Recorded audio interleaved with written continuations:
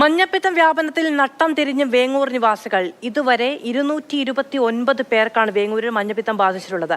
ഇന്നലെ മഞ്ഞപ്പിത്തം ബാധിച്ച സ്ത്രീ മരിച്ചിരുന്നു. അതേസമയം ചികിത്സയിലുള്ള രോഗികൾക്കായി പഞ്ചായത്തും ജനകീയ സമിതിയും നടത്തിയ ധനസഹായം ഇന്ന് വിതരണം ചെയ്യും. 3 പേരുടെ നില ഗുരുതരമാണ്. ആദിത്യൻ ഓമനക്കുട്ടൻ വിവരങ്ങളുമായി ചേരുകയാണ്. ആദിത്യൻ, ഇത്രയധികം പേർക്ക് ഒരു പ്രദേശത്ത് മഞ്ഞപ്പിത്ത ബാധ ഉണ്ടാവുക എന്ന് പറഞ്ഞാൽ ആ ഇടം അഭിമുഖീകരിക്കുന്ന വലിയ പ്രശ്നം എത്രത്തോളമാണ് എന്ന് മറ്റ് ഉദാഹരണങ്ങളൊന്നും വേണ്ടതില്ല. ഇതിനൊരു പ്രതിരോധ പ്രവർത്തനം വേണ്ടതുണ്ട്. സ്ഥലത്ത് ശുദ്ധജല വിതരണം അനിവാര്യമാണ്. മറ്റുള്ളവരിലേക്ക് രോഗം പകരാതിരിക്കാനുള്ള ശ്രമങ്ങളൊക്കെ എങ്ങനെ മുന്നോട്ട് പോകുന്നു?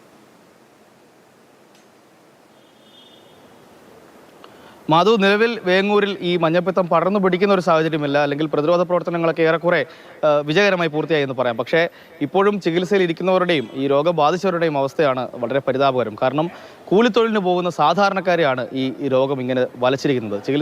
ചികിത്സയ്ക്ക് യാതൊരു വഴിയുമില്ലാതെ ഗതിമുട്ടിയപ്പോൾ പഞ്ചായത്തും ജനകീയ സമിതിയും കൂടി തെരുവിലേക്ക് ഇറങ്ങി ധനസമാഹരണം നടത്തുകയായിരുന്നു. അങ്ങനെ 3,11,550 രൂപ പഞ്ചായത്ത് പിരിച്ചിട്ടുണ്ട്. അത് ICUവിൽ ഉൾപ്പെടെയുള്ള രോഗികൾക്ക് ഇന്ന് വിതരണം ചെയ്യുമെന്നാണ് അറിയാൻ സാധിക്കുന്നത്. അതുപോലെ തന്നെ ഇന്നലെയും 51 വയസ്സുള്ള ഒരു സ്ത്രീ മരണപ്പെട്ടിരുന്നു.